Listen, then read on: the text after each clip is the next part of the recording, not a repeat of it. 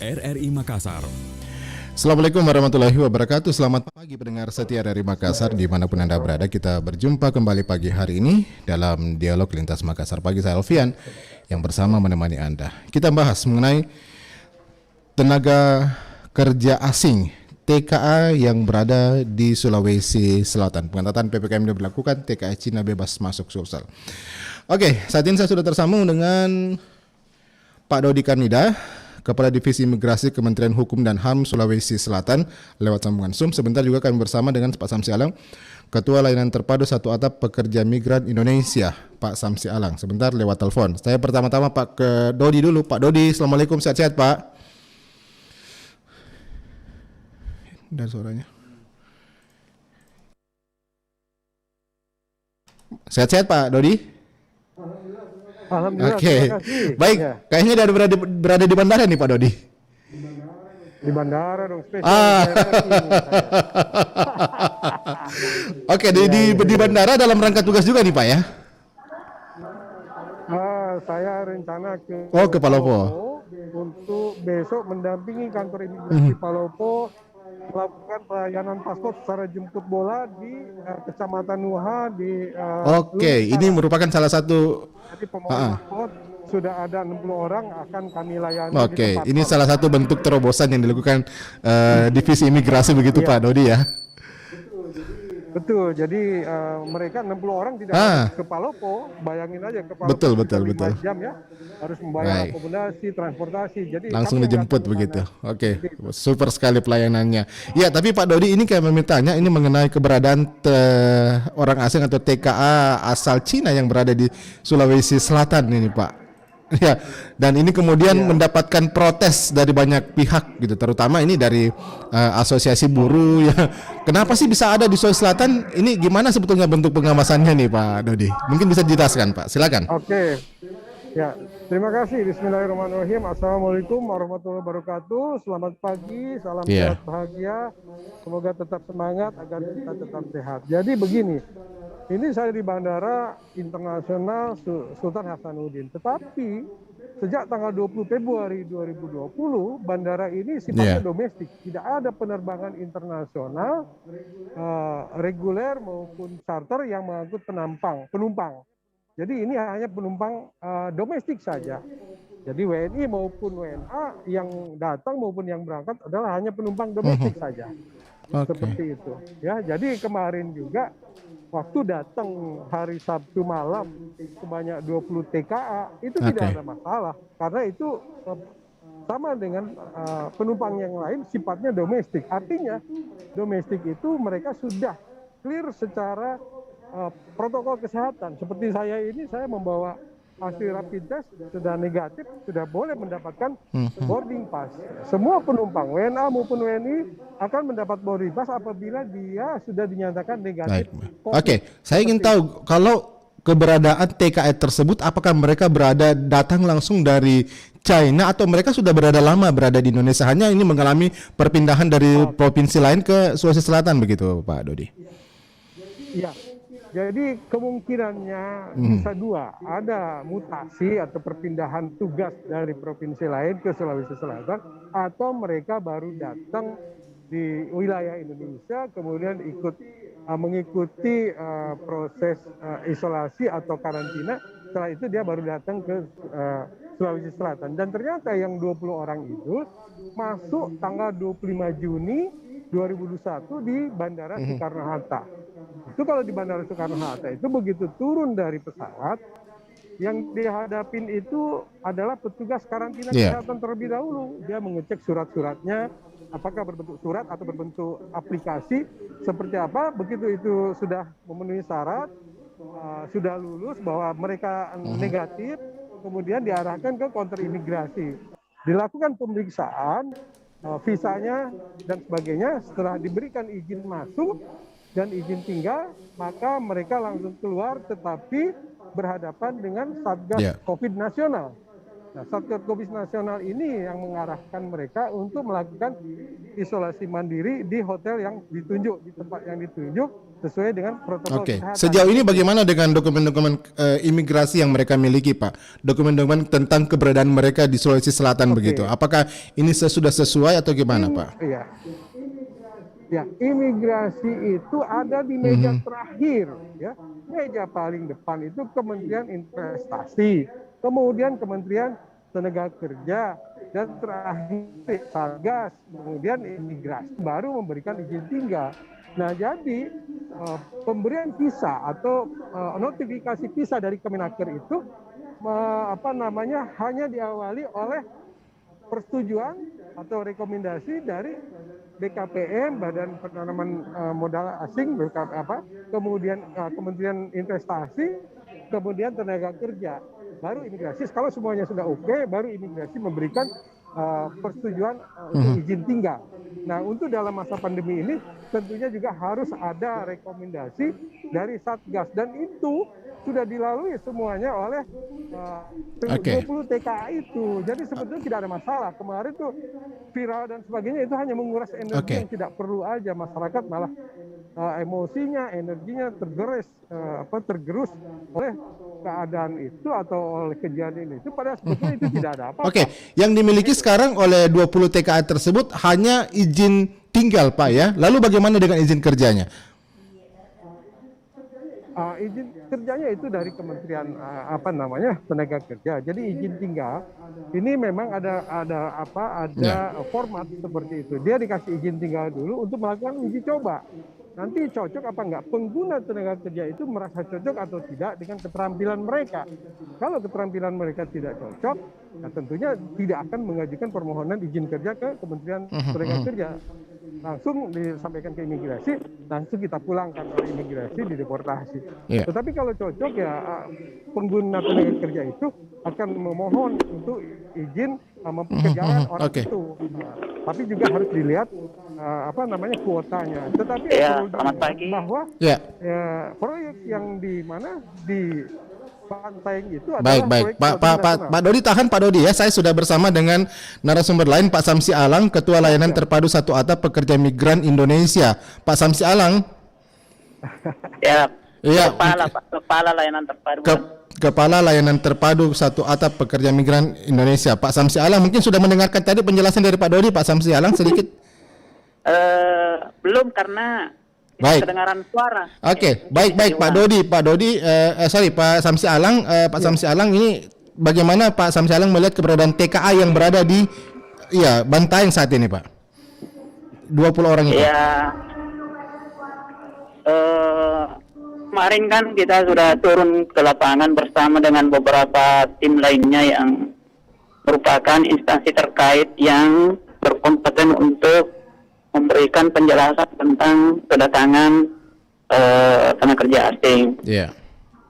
Isu yang berkembang kan bahwa tenaga kerja asing ini datang dari Tiongkok, kemudian tiba di Bandara Sultan Hasanuddin itu pada tanggal 3 Juli malam. Kedatangannya bertepatan dengan adanya instruksi pelaksanaan PPKM, pelaksanaan pembatasan kegiatan masyarakat. Setelah kita melakukan pertemuan secara komprehensif, baik di kantor Bupati Bantaeng dalam hal ini Wakil Bupati, maupun dengan pertemuan di perusahaan dalam hal ini PT Huadi, yang dari PT Huadi diwakili oleh Ibu Rita. Dari pihak imigrasi sudah menjelaskan bahwa kedatangannya itu beberapa hari sebelum pelaksanaan pembatasan kegiatan masyarakat. Baik. Dan sudah melalui tahapan-tahapan, termasuk di karantina, termasuk pemeriksaan kesehatannya, kemudian tes PCR-nya. Jadi semua tahapan menurut penjelasan dari yang mewakili imigrasi, Kasih Intel Dakim, menjelaskan seperti itu, bahwa semua tahapan-tahapan yang dilakukan, yang dipersyaratkan, itu sudah dilalui oleh tenaga kerja asing yang datang tersebut. Baik. Oke. Ya, Pak Samsi Alang, mungkin saya ke Pak Dodi dulu. Mungkin Pak Dodi sudah akan berangkat, Pak Dodi? Ya. Oke. Pak Dodi mungkin sudah akan berangkat, Pak Dodi ya. Mungkin statement belum, Pak Dodi. Oh, Oke. belum. Ya, Saya nanti jam baik. 11, Apa yang mungkin kita perlu pahami begitu Pak Dodi terkait bagaimana dengan keberadaan para pekerja migran yang berasal dari luar negeri atau warga negara asing ini, karena kan begitu sensitif tampaknya keberadaan mereka di masyarakat. Ada yang bilang katanya kenapa kemudian kita sementara PPKM sekarang lalu bebas kemudian menerima keberadaan warga negara asing begitu. Bagaimana dengan izin tinggalnya? Bagaimana dengan izin kerjanya? Ini yang biasanya menjadi ini biasanya apa ya yang menjadi persoalan dan juga misinformasi yang ada di tengah-tengah masyarakat, sehingga timbullah berbagai macam pemikiran begitu, sehingga timbullah berbagai macam protes yang dialamatkan kepada para pekerja asing ini, Pak Dodi. Silakan. Mungkin bisa ada penjelasan dari imigrasi. Jadi begini, berdasarkan peraturan Menteri Hukum dan HAM tahun 2020 nomor 16 bahwa orang asing itu dilarang masuk ke Indonesia kecuali diplomat, penyatuan keluarga, bantuan medis atau keperluan medis, misalnya orang sakit, dan juga tenaga kerja asing yang bekerja di proyek strategi nasional. Proyek strategi nasional ini diatur di dalam Perpres nomor 109 tahun 2020. Jadi kalau bekerja di proyek itu mereka diizinkan masuk. Nah, ini yang harus diketahui oleh masyarakat. Kemudian masyarakat juga mungkin kita mohon untuk selalu dewasa. Artinya begitu ada lihat begini jangan langsung di-share. Karena itu jebakan, itu malah itu informasi yang sesat. Mungkin konfirmasi dulu kepada kami itu. Sebetulnya kemarin tidak salah. Kemudian akhirnya kemudian menjadi viral dan sebagainya, menguras energi, padahal itu sebetulnya tidak ada masalah gitu. Dan dari situ akhirnya kita bisa melihat bahwa masyarakat kita ini belum dewasa, termasuk ada juga, mohon maaf, pejabatnya juga ikut yang terjebak dengan informasi yang sesat itu begitu. Oke. Ya, Pak Samsi Alang bisa mendengarkan tadi, Pak Samsi Alang? Belum jelas ya? Ya, penjelasan dari Pak Dodi tidak kedengaran di HP kami. Oke. Tapi ya tidak apa-apa, lanjut saja. Oke. Baik. Ya, mungkin bisa lanjut dulu Pak Dodi. Bagaimana ya? Ini kan biasanya kemudian masyarakat begitu mungkin masih bertanya-tanya, termakan dengan isu-isu begitu Pak Dodi. Iya, mungkin ada penjelasan bagaimana sih sebetulnya alur-alur yang harus dilalui oleh TKA ini sebelum mereka bisa masuk ke Indonesia begitu. Jadi begini. Calon pengguna TKA itu mengajukan permohonan dulu, ya kan? Investasi punya perusahaan ini, investasi pertambangan, untuk kegiatan ini kami perlu tenaga ahli ini dan sebagainya. Oke, setuju investasi bidang pertambangan. Rekomendasi ke Kemenaker. Kemenaker ini orangnya mau investasi dengan TKA sekian. Nanti ada RPTK rencana penggunaan tenaga kerja asing, berapa kamu perlunya dan sebagainya, sektor apa aja, jabatan apa saja dan sebagainya, nanti diverifikasi diuji oleh Kemenaker ini termasuk boleh atau tidak, kemudian kualitasnya seperti apa, kemudian dia punya ijazah apa dan sebagainya. Setelah itu baru turun IMTA, izin mempekerjakan tenaga kerja asing. Persetujuan ini nanti langsung ke imigrasi, notifikasi namanya, untuk memberikan visa. Jadi imigrasi itu yang terakhir, meja-meja terakhir. Jadi seperti itu. Nah, kemudian untuk misalnya untuk investor itu kalau dia punya 10 miliar, itu kalau dia investasi di sini, izin tinggalnya dikasih langsung 2 tahun gitu loh. Tapi yang ini, yang 20 ini ada yang nanti tergantung hasilnya Bapak, dia dikasih dulu hasilnya Bapak, kemudian nanti dikasih dan sebagainya, ada bisa dikasih 3 bulan, ada bisa dikasih 3 bulan, kemudian juga ada juga bulan yang keahliannya kebutuhannya bisa dikasih 1 tahun, kebutuhannya bisa dikasih. Oke, jadi sangat ketat sebetulnya Pak ya untuk bisa masuk ke Indonesia. Cuman ya kadang-kadang masyarakat terbawa dengan arus gorengan. Baik. Ya, Pak Samsi Alang. Ya. Bagaimana, sudah bisa mendengarkan Pak Samsi Alang? Ada yang kedengaran tapi terputus. Oke, baik. Tidak apa-apa, lanjut. Saya memahami penjelasan dari Pak Dodi.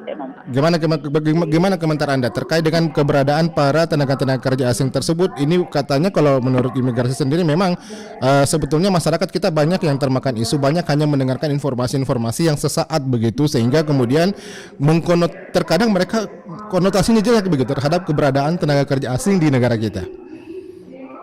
Iya, tentu keberadaannya melalui tahapan-tahapan, Ya. melalui proses, tentu ada SOP-nya, dan keberadaannya pasti melalui tahapan itu dan melalui proses itu. Jadi kita dalam hal ini berdasarkan dengan peraturan yang kita miliki, berdasarkan dengan undang-undang, Ya. regulasi yang mengatur, semuanya kita berlakukan terhadap semua tenaga kerja asing yang masuk, tidak terkecuali negara-negara tertentu. Semua kita perlakukan. Oke. Jadi bagaimana kemudian untuk para tenaga kerja asing? Bagaimana seharusnya masyarakat menanggapi begitu keberadaan mereka nih Pak Samsi Alang? Sebenarnya masyarakat hanya mendapatkan informasi dari pihak yang mungkin tidak memberikan penjelasan secara sempurna kepada masyarakat. Yang kedua, media sosial memang sangat terbuka.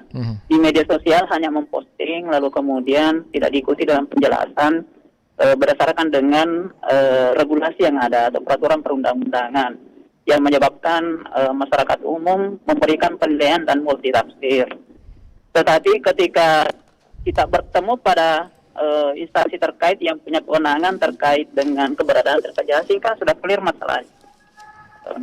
Oke, ini yang kemarin saya sempat berbincang dengan salah satu dari perwakilan serikat buruh. Kenapa kemudian pemerintah Indonesia mendatangkan begitu tenaga-tenaga kerja dari luar? Padahal sebenarnya kita sendiri punya banyak sumber daya manusia yang berada di sini. Itu menjadi alasan, itu menjadi kemudian pertanyaan mereka begitu. Kenapa lebih memilih tenaga-tenaga kerja asing ketimbang memberdayakan ya sumber daya manusia yang ada di Indonesia? Itu yang menjadi bagaimana komentar Anda?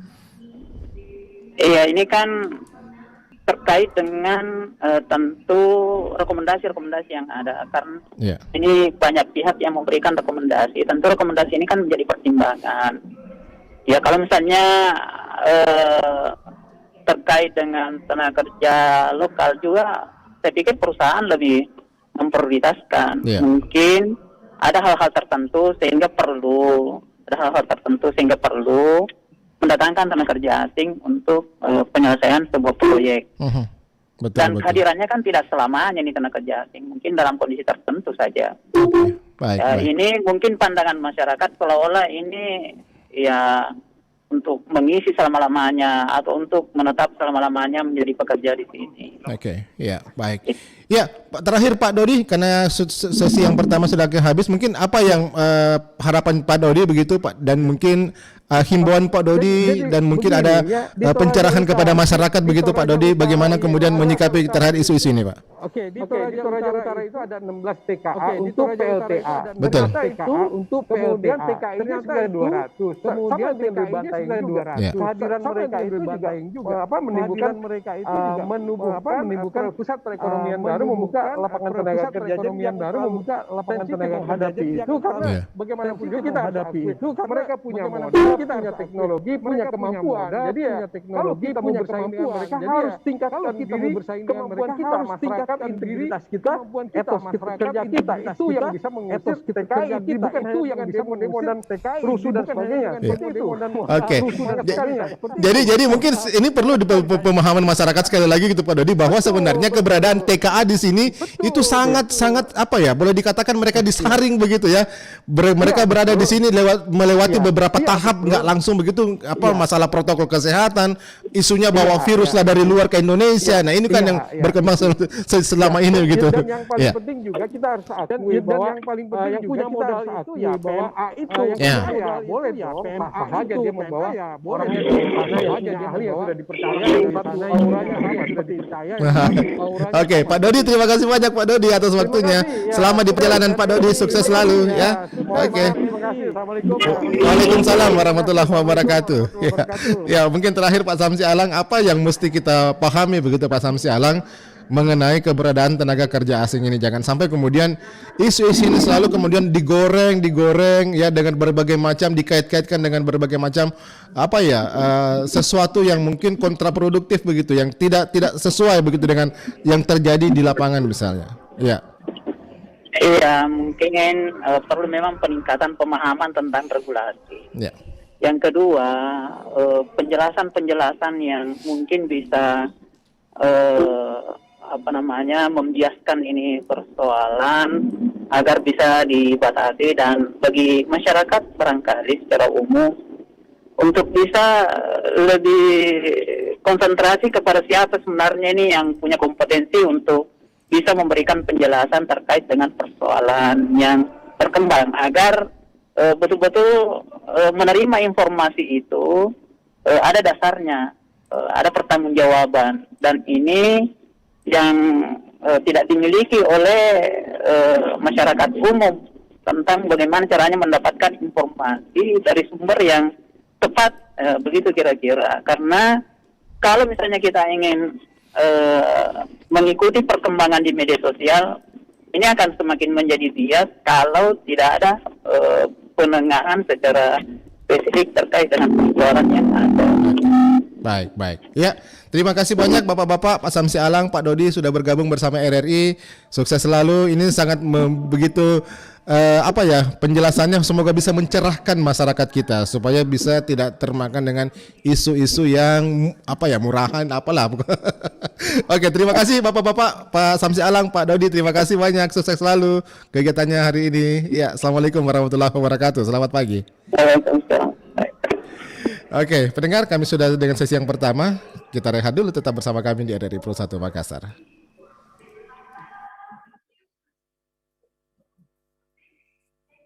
FM Pro 1 RRI Makassar.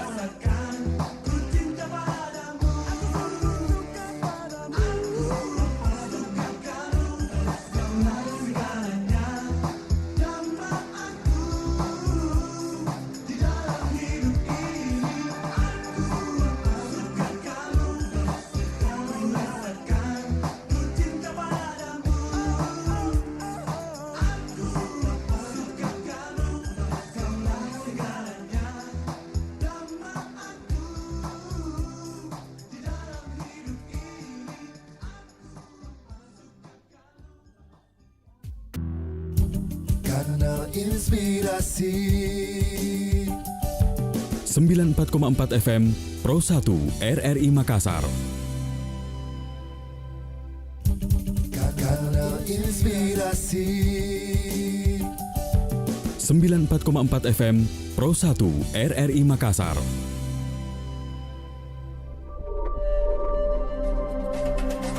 Indonesia kaya akan beragam nilai budaya.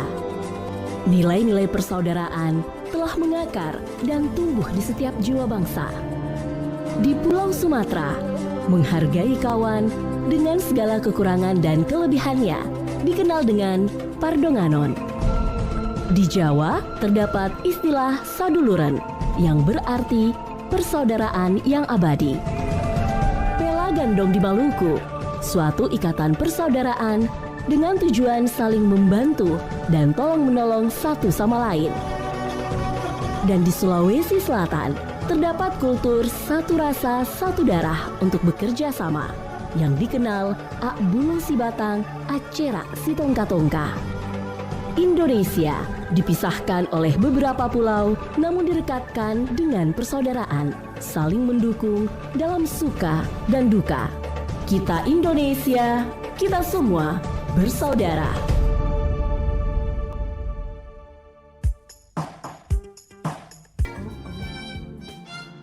(27 dan 28 Oktober 1928) Kongres Pemuda II dilangsungkan. Bertempat di Gedung Pemuda Katolik dan Gedung Osjava yang kini bernama Jalan Medan Merdeka Utara, Jakarta Pusat. 28 Oktober 1928. Melalui proses yang panjang, terumuskan 3 janji yang kemudian dikenal Sumpah Pemuda. Pemuda, satu, kami putra dan putri Indonesia mengaku bertumpah darah yang satu, tanah Indonesia. Satu nusa, satu bangsa, satu bahasa, Bhinneka Tunggal Ika. Bangun pemudi-pemuda Indonesia, tangan bajumu sensingkan untuk negara. Masa yang akan datang, kewajibanmu lah menjadi tanggunganmu terhadap nusa.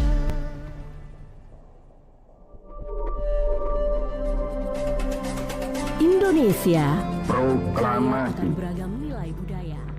Kami, bangsa Indonesia, dengan ini menyatakan kemerdekaan Indonesia. Hal-hal yang mengenai pemindahan kekuasaan dan lain-lain diselenggarakan dengan cara saksama dan dalam tempo yang sesingkat-singkatnya. Jakarta, 17 Agustus 1945, atas nama bangsa Indonesia, Soekarno, Hatta. Dengan Pak Al-Ghazali di Pewali, kemerdekaan tidak cukup lepas dari pelenggu penjajah, tapi kemerdekaan yang hakiki adalah ketika manusia itu bisa merdeka, bebas dari terbelenggu dari hawa nafsunya.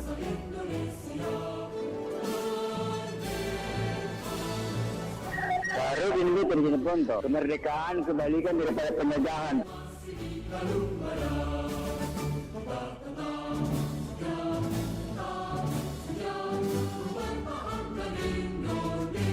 Saya Pak Jusman di Makassar. Kemerdekaan itu adalah kebebasan untuk berinovasi, mengeluarkan pendapat, untuk tidak ada tekanan apapun dari siapapun dengan batas-batas tertentu. Kemerdekaan sudah sangat luas, didukung oleh pemerintah untuk berinovasi, berkarya, dan menghasilkan sesuatu yang lebih baik untuk bangsa.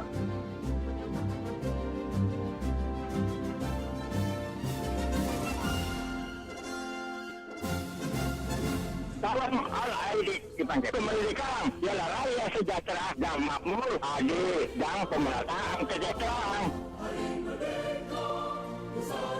Dari Hadnon dari Kangen, Mbak. Kemerdekaan dalam hidup bernegara bagi saya adalah bebas dari intervensi penjajah. Tetapi kemerdekaan dalam pribadi seseorang itu adalah kebebasan melakukan perintah Allah. Deklarasi kemerdekaan menurut saya itu kebebasan untuk berpendapat, khususnya orang-orang kecil dan kaum termarginal. Pak Iwan Kareta, kemerdekaan itu diisi dengan kebebasan menuntut pendidikan, menuntut kesejahteraan. Kedaulatan itu ada di tangan rakyat. Cuman di negara kita ini kemerdekaan ini sedikit demi sedikit ini sudah pudar.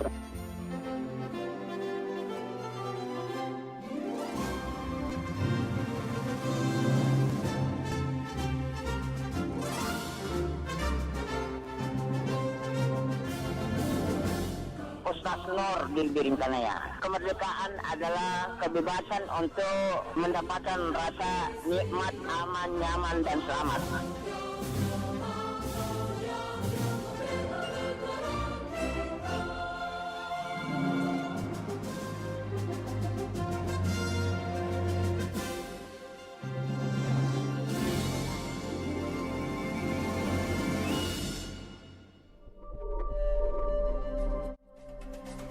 Indonesia kaya akan beragam nilai budaya. Nilai-nilai persaudaraan telah mengakar dan tumbuh di setiap jiwa bangsa. Di Pulau Sumatera, menghargai kawan dengan segala kekurangan dan kelebihannya dikenal dengan Pardonganon. Di Jawa terdapat istilah saduluran yang berarti persaudaraan yang abadi. Pelagandong di Maluku, suatu ikatan persaudaraan dengan tujuan saling membantu dan tolong-menolong satu sama lain. Dan di Sulawesi Selatan, terdapat kultur satu rasa, satu darah untuk bekerja sama yang dikenal Ak Bulu Sibatang, Acera Sitongka-tongka. Indonesia dipisahkan oleh beberapa pulau namun direkatkan dengan persaudaraan, saling mendukung dalam suka dan duka.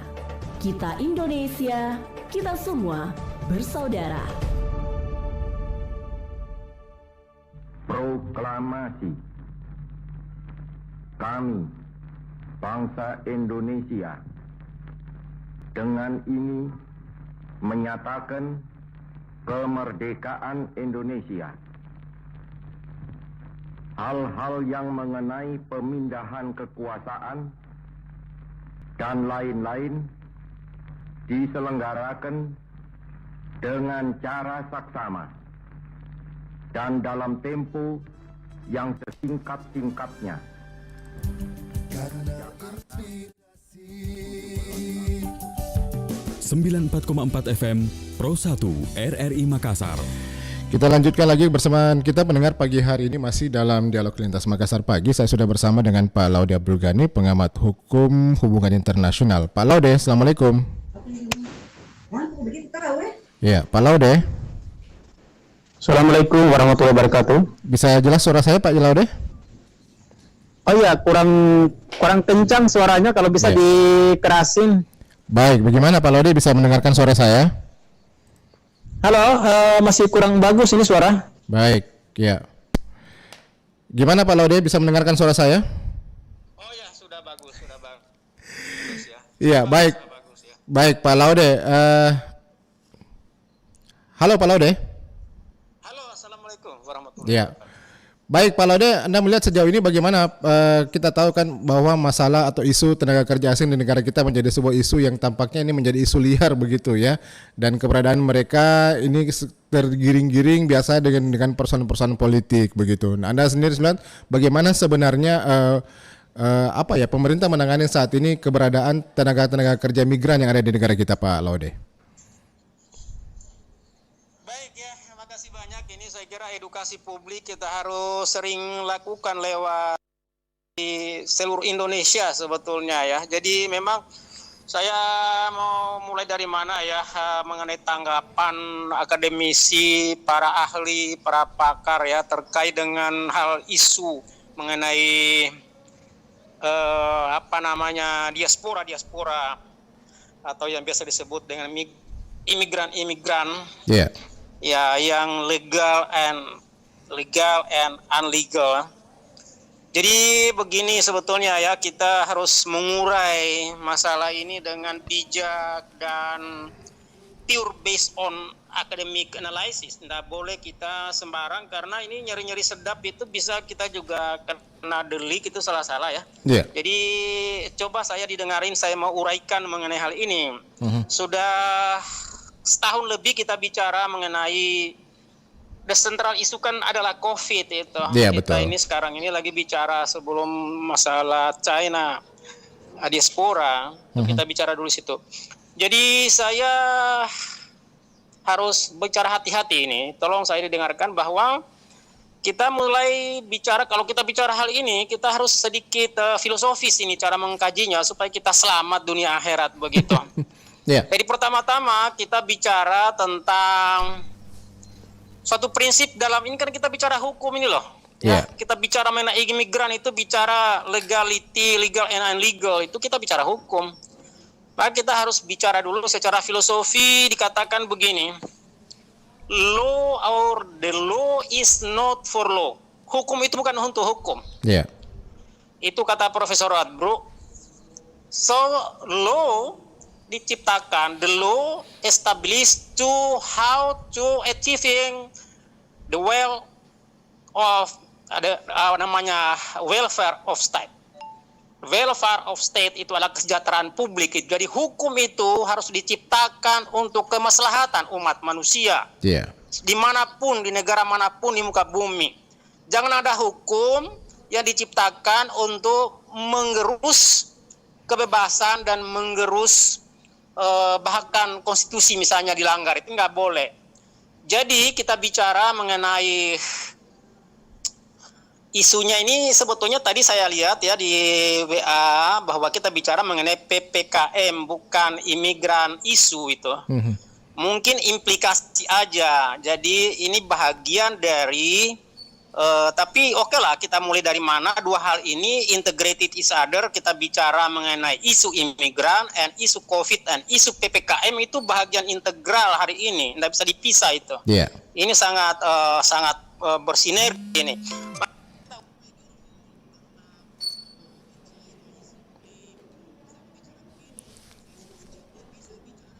Yeah.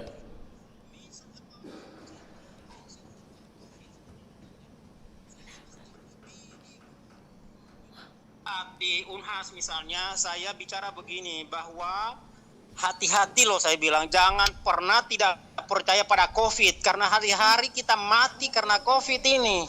Tidak ada orang yang mau mati dengan cara-cara yang tidak benar, saya bilang. Jadi karena kita harus percaya mengenai COVID ini. Yeah. But the problem is, and the question is, bagaimana menangani untuk menyudahi COVID itu? Yeah. Maka caranya, saya belajar virus sudah setahun lebih ini, bahwa sesungguhnya COVID itu ada dua jenisnya.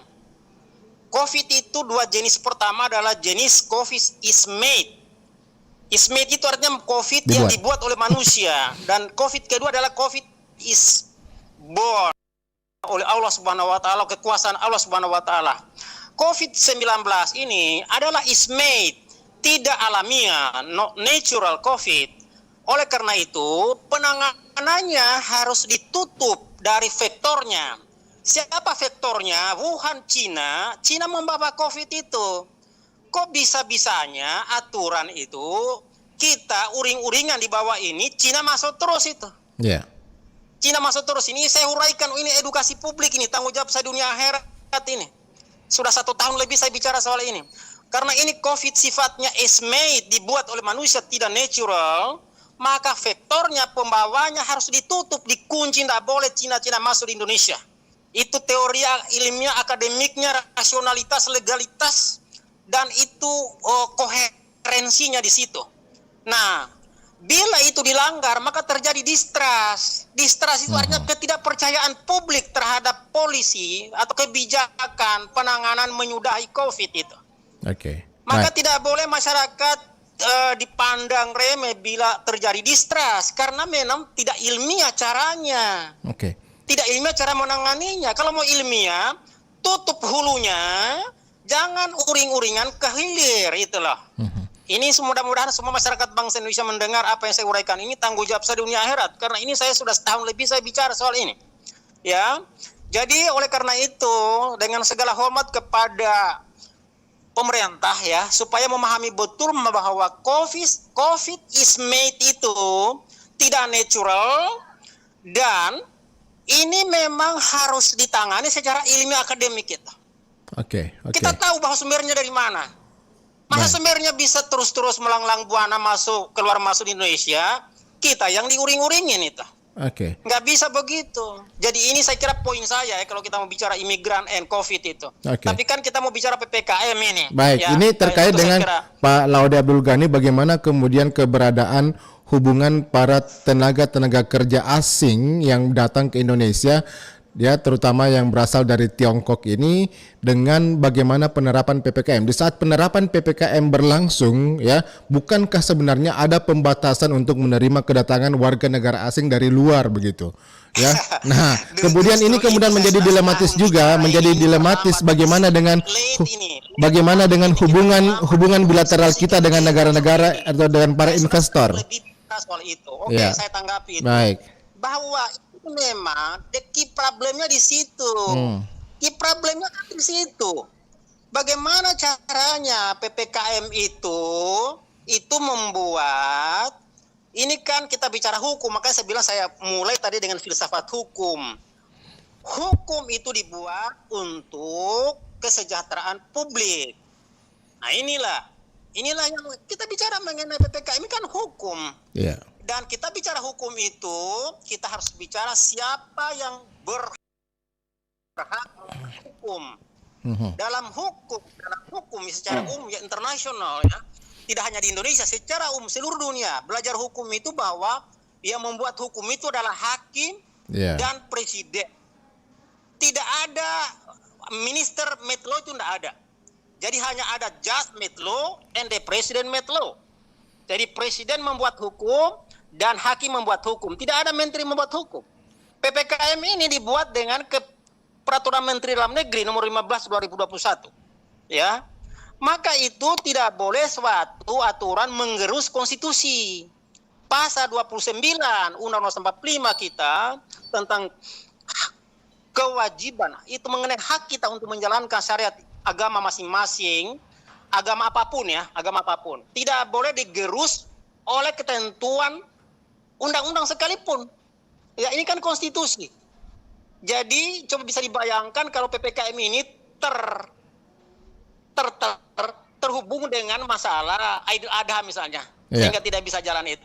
Konstitusi dilanggar itu, nggak bisa begitu. Ini hanya edukasi filosofis hukumnya ya. Saya tidak ada bicara politik apa, tapi ini pure hukum. Saya mau bicara tanggung jawab saya di dunia akhirat sebagai akademisi, sebagai ahli hukum ya. Saya mau bicara bahwa judge made law and the president made law. Tidak ada minister made law, menteri tidak bisa membuat hukum. Ya, jadi ini PPKM ini sifatnya just as recommendation, only soft law. So this is soft law. Itu artinya soft law itu artinya recommendation. Tidak imperatif, just recommendation, saran saja. Nah itu, supaya diketahui juga oleh siapapun ya penyelenggara negara supaya tidak terlalu memaksakan untuk melakukan suatu pelanggaran konstitusi itu. Nih, tanggung jawab saya dunia akhirat ya sebagai orang akademi saya bicara ini supaya clear ini. Supaya kita bicara bagaimana sebetulnya mengurai ini kekusutan itu. Jadi pertama-tama COVID is made ini harus ditangani secara akademik pure. Ya, bahwa ini kalau ini datangnya dari Wuhan, maka orang Wuhan, orang Cina apapun tidak boleh datang ke Indonesia. Kalau datang berarti itu ada suatu kesalahan. Kesalahan itu tidak bisa ditumpahkan kepada rakyat, itu loh. Ya. Jadi saya kira clear ini tanggung jawab saya di dunia akhirat. Ini saya terima kasih dan juga saya harus hati-hati karena ini tanggung jawab dunia akhirat selalu saya katakan. Jadi Anda tegas begini bahwa jangan dulu kemudian menerima kedatangan warga negara asing begitu, WNA dari luar ke negara kita. Kalau kita mau konsisten diproteksi. COVID is made.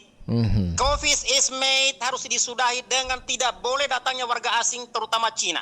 Oke, tapi COVID ini kan bukan hanya dari Cina saja, Pak, sudah meluas ke seluruh negara begitu. Itu tapi ini the first ya. Oke, the first time. Waktu pertama kali dari Cina. Itu kan kam itu terjadi itu merupakan suatu namanya mutasi virus. Ingat ya, mutasi virus menurut para ahli ini bisa dikonfirmasi. Tapi yang menjadi mutasi virus tidak ada mutasi virus kalau itu isborn. Baik. Jadi virus yang isborn tidak ada mutasinya. Pak Laude. Yang mutasi itu adalah virus is made. Inilah makanya siapa yang membuat vektornya adalah pembawanya itu harus dihentikan. Tidak boleh tidak. Bagaimana kemudian Pak Laude dengan perjanjian kerjasama perjanjian bilateral, perjanjian terhadap penanaman modal asing begitu, investor-investor yang berada dari luar negeri, terutama yang berasal dari Tiongkok ini yang banyak mengerjakan proyek-proyek strategis di negara kita begitu. Apa sikap yang harus dilakukan oleh pemerintah? Jadi saya begini, di Jakarta itu banyak lawyer teman saya, lawyer besar itu. Kita itu lawyer kadangkala beda pendapat itu biasa, tapi kadangkala mereka ahli kontrak apa semua. Ya mereka ngajarin gue. Pak Laude sahabat dia bilang begini, sahabat ingat loh dia bilang kita menandatangani 10K dengan Cina. What's the meaning 10K? Ini juga saya ingin menguraikan the substance of 10K Indonesia with China. Ya, ini teman-teman lawyer di Jakarta mau ngajarin saya begitu. Jadi saya juga ini ya belajar juga lah hukum kontrak ya. Kita sebagai orang HI saya juga belajar hukum kontrak itulah. Tapi saya memahami argumen-argumen kan banyak teman-teman lawyer imigran itu teman semua di Jakarta. Jadi mereka bilang begini. Ini Pak Laude kok bisa-bisanya mengatakan bahwa ini mereka itu kan datang dengan perjanjian 10K katanya. Kita proyek-proyek besar investasi. Oh saya bilang begini. 10K itu you baca baik-baik saya bilang. 10K itu investor itu seharusnya membawa uangnya dan mengerjakan proyek di Indonesia. Itu namanya tidak boleh keberadaannya permanen di Indonesia. Sesudah selesai proyeknya kembali. Go back. Oke. Iya. Nggak bisa you stay in Indonesia forever. Itu kan programnya hanya untuk menyelesaikan proyek, misalnya skillnya tidak ada, rekrut dari sana, welcome. Tapi sesudah selesai, kembali kamu go back.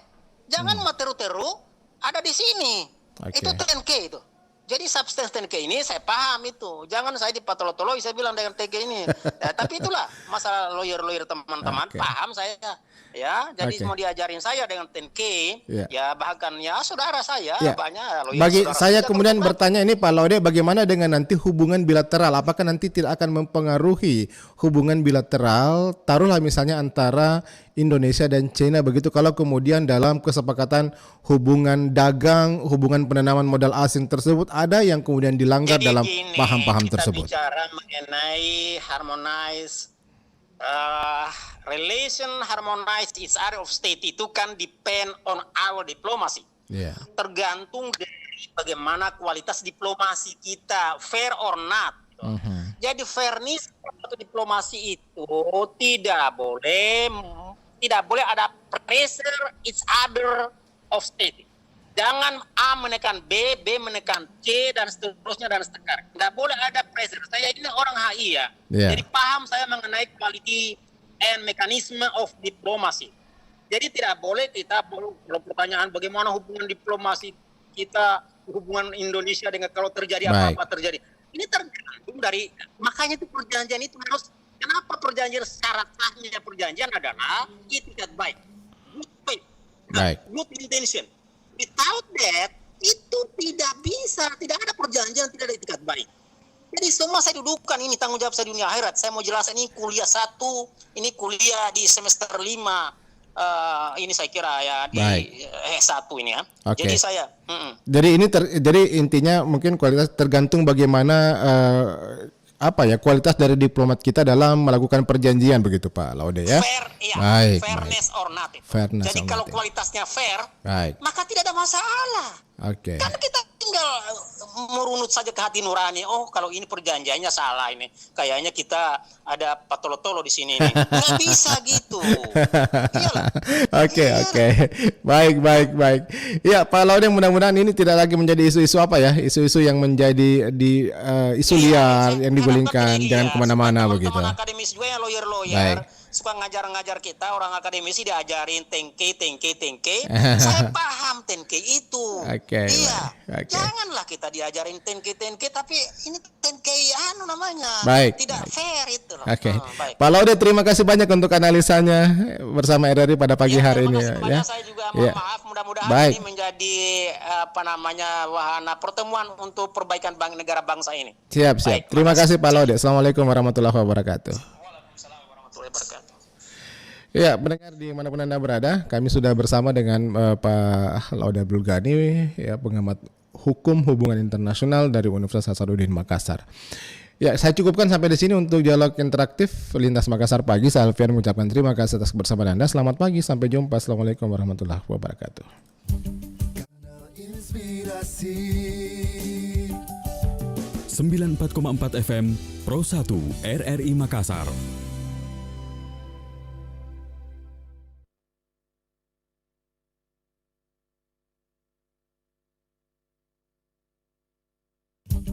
Kanal Inspirasi 94,4 FM Pro 1 RRI Makassar.